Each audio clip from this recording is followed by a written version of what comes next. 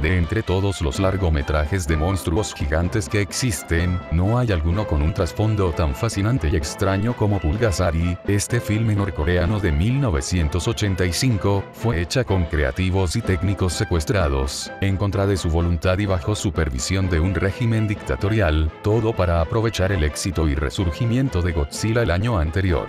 Por eso mismo, se ha ganado una increíble infamia entre críticos, fanáticos del cine, e historiadores alrededor del mundo, pero de todos los temas que surgen cuando se habla de este filme, el más debatido es el significado del largometraje, pues existen connotaciones políticas e ideológicas muy evidentes dentro de la película. Entre las diversas interpretaciones que se le han dado, muchos han llegado a resaltar las ideas anticapitalistas expresadas en la cinta, otros incluso llegan a decir que en realidad es una película antisocialista. Hay un mar de estas interpretaciones, muchos han intentado descifrar los enigmas ocultos dentro de esta estrafalaria cinta kaiju. Hoy les vengo a presentar mi propia interpretación, la cual considero es la más comprensiva y entendible. Desde mi percepción, creo que con este video se pueden aclarar ciertas ideas, o cuando mínimo proponer otro punto de vista. No obstante, para poder tener una comprensión acertada sobre el mensaje expresado, tenemos que empezar por el principio de la historia.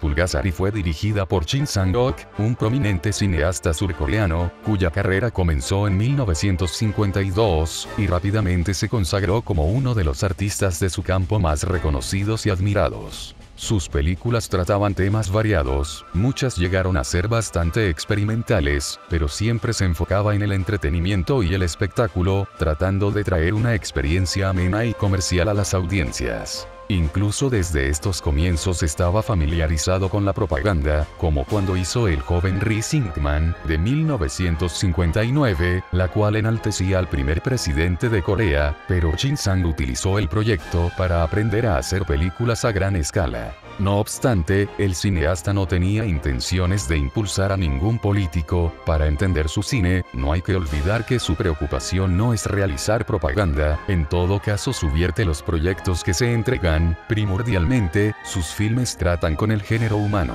Por eso, hay que revisar una película que considero paradigmática, que ejemplifica perfectamente su cine, Una flor en el infierno, de 1958, también es considerada como una de sus mejores obras. Trata sobre dos hermanos que se enfrentan en una Corea lastimada por la recientemente terminada guerra. Uno quiere llevarse al otro a su hogar rural, pero el otro hermano se rehúsa a hacerlo, cayendo en los vicios y en los brazos de prostitutas que fueron utilizadas por americanos. La película cae dentro del género del crimen, algunos incluso la consideran como parte del cine negro. Es innegable que dentro de su texto hay elementos del cine de género, pero la manera en la que Shin los trata es lo interesante. Aquí se puede ver la manera en la que trabaja Shin, pues esta historia o premisa de cine de crimen, es subvertida mediante la ejecución del material, tanto en su guión como en la dirección, pues Shin toma esta historia de género y la filma con una crudeza y realismo potentes, inspirado en el neorrealismo italiano, además del realismo poético francés, en donde el realismo es cortado con ciertas imágenes bellas en momentos clave por el realizador.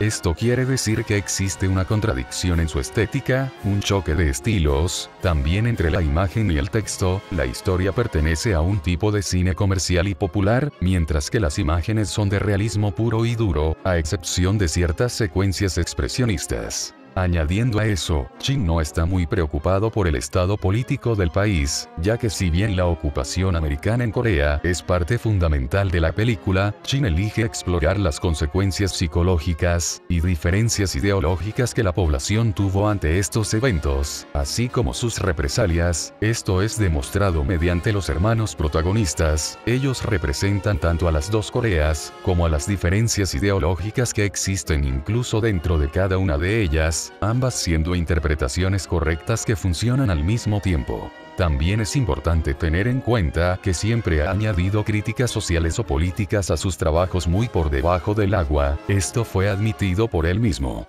He intentado estar interesado en problemas sociales, y en tener mi ojo crítico muy abierto. Considero que esta conciencia se encuentra en todos mis trabajos, de manera subyacente. Por ejemplo, cuando hice El gran monarca Daemon Gun, critiqué la supresión del gobierno militar al partido opositor. Aunque por supuesto, no puedo asegurar que este punto de vista haya sido transmitido exitosamente al público. En resumen, la contradicción, el rechazo a la admiración de figuras políticas, la crítica por debajo de la superficie, a favor del humanismo, son parte fundamental de la obra de Chin, siendo relevante en todas y cada una de sus obras. Posteriormente, durante los 60s, Chin estuvo trabajando constantemente en la industria surcoreana de cine, cada vez ganando más y más audiencia y dinero. En esta época dorada, sus producciones eran prósperas y económicamente exitosas, ganando el prestigio internacional que buscaba, algo que incluso lo puso en la mira de ojos no deseados. La desgracia llegó para Chin a finales de los 70, cuando la propia industria surcoreana estaba en decadencia, debido a la constante interferencia del gobierno en los proyectos, sin mencionar la estricta censura que limitaba las producciones, y debido a la revocación de la licencia para trabajar de la compañía para la que dirigía, Chin no pudo hacer películas por 3 años, de los más duros de su vida en sus propias palabras. Pronto las cosas se pondrían peores. En 1978, su ex esposa, la actriz Cho Yeon-hee, quien protagonizó muchas películas de su ex marido, fue secuestrada en Hong Kong por agentes norcoreanos. 6 meses después, el mismo Chin fue secuestrado, también en Hong Kong, mientras buscaba a su esposa. Tal vez se puedan preguntar, ¿por qué querría la República Popular Democrática de Corea a una actriz y a un director extranjeros? Pues estos secuestros fueron parte de un plan orquestado por Kim Jong-il, hijo del dictador de turno, Kim Il-sung. Kim logró llegar al puesto de director de la División de Arte y Cine del Departamento de Propaganda y Agitación, siendo él un gran fanático del cine, teniendo entre su colección más de 15.000 películas, la mayoría de ellas americanas. Buscó imponer un nuevo tipo de cine en Norcorea, pues hubo cierto descontento con sus producciones paupérrimas, las cuales se quedaban cortas a comparación de las grandes producciones de otros países, incluso con las modestas cintas surcoreanas. Para poder entrar al juego de manera seria, y esparcir sus ideas mediante el cine de manera internacional, tuvo la idea de traer al director surcoreano más reconocido y popular de los últimos años. Chin intentó escapar rápidamente, en 2 diferentes ocasiones, fue atrapado en ambas, y tuvo que ser encarcelado por alrededor de 3 años, hasta que en 1983, Kim ordenó su liberación para que comenzaran a trabajar. Bajo la dictadura norcoreana, Chin realizó alrededor de 17 películas dentro del país, la mayoría no se pueden ver y son poco conocidas, otras no acreditan al director, pues fueron estrenadas después de su escape, pero todas son de corte comercial, tocando géneros como el romance, el musical, la intriga, la acción, y obviamente la fantasía de monstruos gigantes, siendo Pulgasari por mucho la más mencionada y notable de este ciclo. Pulgasari fue estrenada en 1985, y nace a partir del amor por el cine de monstruos por parte de Kim Jong-il, particularmente una fascinación por Godzilla, lo que le dio la idea de secuestrar a una gran cantidad de trabajadores de Toho, llevados así a Norcorea bajo la falsa idea de que rodarían la película en China. Pulgasari fue un refrito de Bulgasari, la película coreana perdida de 1962, y ambas se basan en un cuento de hadas conocido en la nación. Está situada en la Corea feudal durante la dinastía Goryeo, y trata sobre un pueblo que es constantemente oprimido y explotado por un rey con puño de hierro. El pueblo pasa hambre debido a que su líder les obliga a que entreguen sus herramientas.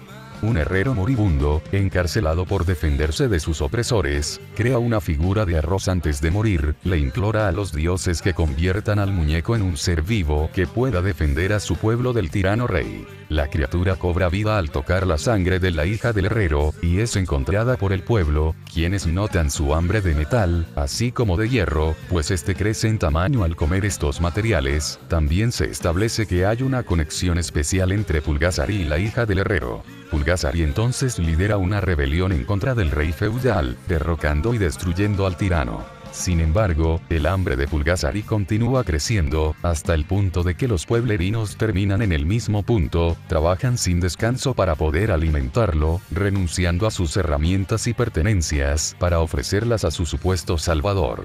Después de esto, la hija del herrero aprovecha su conexión con el monstruo, y se sacrifica para acabar con él. El filme resulta ser una digerible y bien financiada adición al cine de Norcorea y de kaijus, con una trama cautivante, una icónica bestia gigante, y entretenidas secuencias de batalla, es divertida y memorable.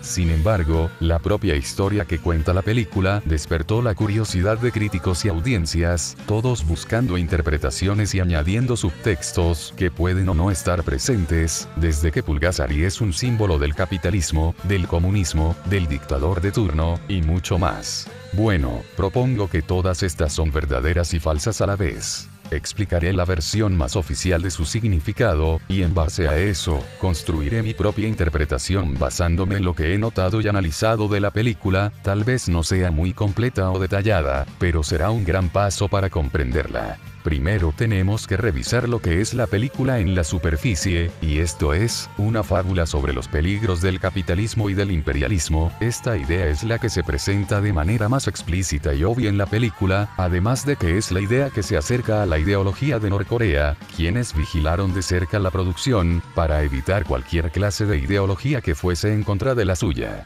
La explicación oficial de la película es que el pueblo es obviamente el pueblo de Corea, el rey feudal es el imperialismo japonés, quienes han hecho mucho daño a Corea alrededor de la historia, mientras que Pulgasari es un símbolo para el capitalismo. Esto es demostrado porque Pulgasari es una bestia avariciosa y golosa, que consume desmedidamente el fruto del trabajo de su gente. Esto es mencionado explícitamente, pues la hija del herrero menciona que para seguir alimentando a esta bestia gigante, tendrán que invadir a otras naciones. Crítica mordaz al imperialismo capitalista. La idea presentada por la película, al menos en su texto superficial, es que Pulgasari, justo como el capitalismo, ha sobrepasado su tiempo de utilidad, y se ha convertido en un problema, pues ahora solo él es quien se beneficia. Esta es una crítica común de los socialistas y comunistas al capitalismo, muchos de ellos incluso ven al capitalismo como un medio necesario para alcanzar cierta estabilidad económica, solo para dejarse atrás una vez establecido un orden. Todo esto está en línea con las ideas de Norcorea, quienes sin dudas aprobaron el guión sin pensarlo dos veces.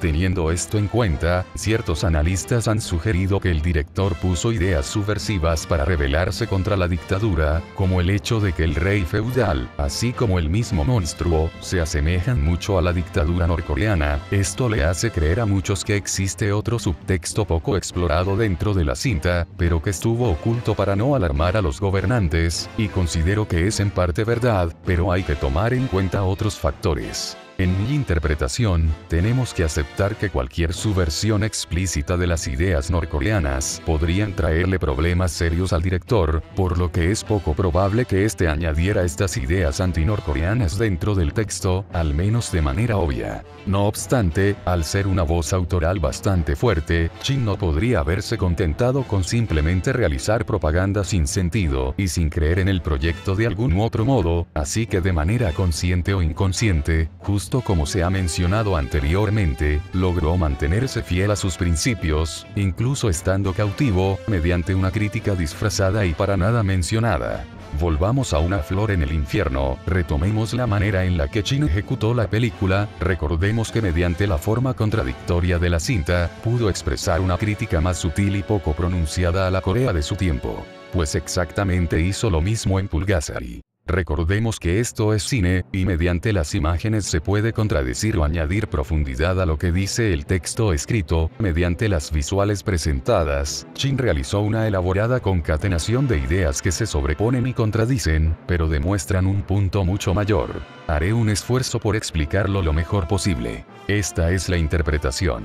La gente del pueblo efectivamente representa a Corea, a su gente. El líder feudal sí representa al Japón imperialista que llegó a la nación, pero también representa al dictador del momento que lo tiene cautivo, esto expuesto mediante el maltrato y opresión por parte de este líder supremo. Al mismo tiempo, Pulgasari también representa al capitalismo, no obstante, del mismo modo, representa a los dictadores que han explotado a la gente de Norcorea. Verán, mediante un sistema de imágenes extremadamente sutiles y poco subrayadas, Shin logra mezclar a ambos antagonistas en uno solo, intercambiando significados dependiendo del punto del relato en el que se encuentre. Es decir, tanto el rey feudal como Pulgasari comparten similitudes sin importar sus diferencias, son transformados en uno solo mediante la magia cinematográfica y sus acciones en la historia. Ejemplos de esto son las decisiones tomadas en diversas secuencias y planos clave. Pulgasari actúa como un liberador del pueblo, la gente debe de alimentar a la bestia para salir de su opresión feudal. Este monstruo entonces los lleva a la victoria mediante a su liderazgo, esto evidenciado mediante los planos en los que Pulgasari marcha junto a la gente contra sus enemigos. El monstruo es retratado como un gran líder, indispensable para la batalla en contra del enemigo. Las banderas que carga el pueblo tienen los colores azul y rojo, ambos bastante prominentes en casi todas las banderas de Norcorea, sin mencionar que la música tiene aires nacionalistas y enaltecedores. Mediante estos planos clave, Shin logra relacionar a Pulgasari con el dictador norcoreano, básicamente mostrándolo como un gran monstruo que funciona como el gran líder de la nación, o en este caso el pueblito. La idea de mostrar a un grupo rebelándose contra los feudales, pudo haber resultado políticamente correcta para Norcorea, esto sumado a que, hasta donde sabían las autoridades norcoreanas, Pulgasari representaba el capitalismo, por lo que no pudieron identificar las visuales subversivas mostradas en la película.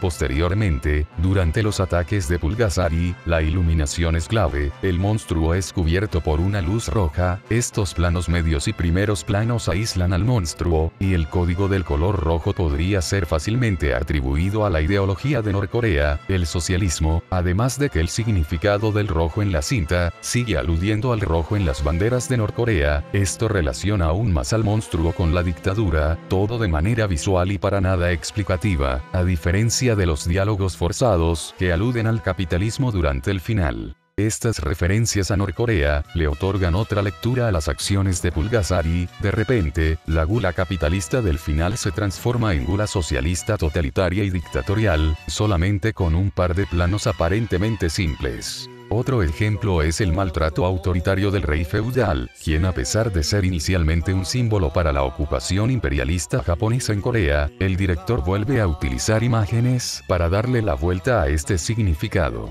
Existen diversos planos alrededor de la película, en los que aparece una gran pared que guarda el castillo del rey feudal. Esta barrera no es solo eso, sino que alude a la infame frontera entre Norcorea y Surcorea, tema relevante desde la separación entre Norte y Sur después de la derrota de Japón hasta el día de hoy. Esta separación le añade otro significado al rey feudal, quien mediante sus acciones y organización, empieza a parecerse menos al Japón imperialista, y cada vez más a Norcorea y su inhumana represión. Finalmente tenemos al pueblo, justo como en muchas películas socialistas, ningún personaje toma más importancia que otro, a menos que tenga una función clara y precisa en el relato, solo para después fundirse de nuevo con las masas, o salir de la película después de cumplir su función, pero mayormente, el pueblo es rodado con planos generales donde todos participan, ya sea mientras trabajan, marchan, discuten o pelean, el pueblo en general es el personaje principal, pues la cinta se enfoca específicamente en sus reacciones y acciones como grupo. No olvidemos que para Shin, el humano es lo primero y más importante, todas sus películas lidian con el espíritu humano antes que la política o ideologías, incluso si tiene que criticar a estas últimas para denunciar su daño al ser humano. Tal vez puedas pensar que es muy contradictorio que Pulgasari tenga dos significados, tanto el capitalismo como la dictadura, o que pase lo mismo con el rey feudal. Es muy confuso pensar que dos facciones puedan compartir símbolos en una narrativa, sin embargo, no es para nada confuso. Verás, para Shin, tanto la izquierda como la derecha son dañinas, para él son exactamente igual de problemáticas y sofocantes para el humano, según su ideología totalmente humanista, cualquier orden que oprima y ataque al espíritu humano es nocivo, por eso, tanto el capitalismo como Norcorea se funden en ambos antagonistas, son exactamente lo mismo, sistemas de subyugación para el pueblo, para el humano, por eso, en la historia misma, el pueblo termina ofreciendo su trabajo tanto al rey como a Pulgasari hasta terminar explotados, termina exactamente en la misma situación, alimentando a una bestia avariciosa que no tiene llenadera. Según la cinta, ambos sistemas deben de erradicarse, ninguna figura debe de reinar a los humanos por encima de ellos. Al final de la película, cuando la hija del herrero se da cuenta de su situación y termina sacrificándose, muchos pueden verlo como parte de la ideología Suche de Norcorea, la cual incentiva el autosacrificio por el bien del gran líder. Sin embargo, para Chin, esta muerte final no es solo una muerte, sino que está ligada al cierre de un ciclo, el final de una era, lo que conlleva al nacimiento de otra era que no necesita de gobernantes supremos. Cierto fastidio y desesperación por parte del director, debido a su condición de secuestrado, era evidente. Para este punto, Chin estaba buscando salirse de las garras de Norcorea, y aprovechó su oportunidad cuando fue a tener charlas en Viena para realizar otra película. Ahí logró escapar de la dictadura, refugiándose en la embajada americana de Viena. Posteriormente, estuvo al mando de otras producciones tanto en Surcorea como en Estados Unidos, algunas teniendo reconocimiento, pero no fue tan prolífico como en sus años dorados. Fue productor y coescritor de varias secuelas de Tres Ninjas, incluso dirigió una él mismo, y en 1996, escribió un remake de Pulgasari, llamado La leyenda de Galgamet. Trabajó lentamente en algunos proyectos en años posteriores, aunque murió en el 2006 por complicaciones de hepatitis, a sus 79 años. Un cálido pensador, atrevido como director, veterano del cine, sin descanso, este dedicado cineasta fue un artista hecho y derecho, siempre con la necesidad de expresarse mediante la imagen en movimiento. En una entrevista, Chin habló sobre dos de sus películas de los 90, resumiendo su carrera en una sola cita, primordial para comprender, no solo su filmografía, sino al artista detrás de ella. Si ponemos a películas como Mayumi y Desvanecido una al lado de la otra, nos damos cuenta de que ambas tienen algo en común. Mayumi reporta el brutal terrorismo de Norcorea, y Desvanecido, la tiranía del gobierno militar del sur. Desde un punto de vista superficial, puede ser confuso para el espectador identificar de qué lado estoy, pero esta visión es incorrecta. Estoy interesado en los lugares en donde se encuentra la dignidad humana y la verdad, no los políticamente manipulados. Odio a los izquierdistas aventureros, y a los derechistas inmorales. Sustancialmente, un artista debe resistirse a todo lo que suprima a la humanidad, así que estos choques son inevitables.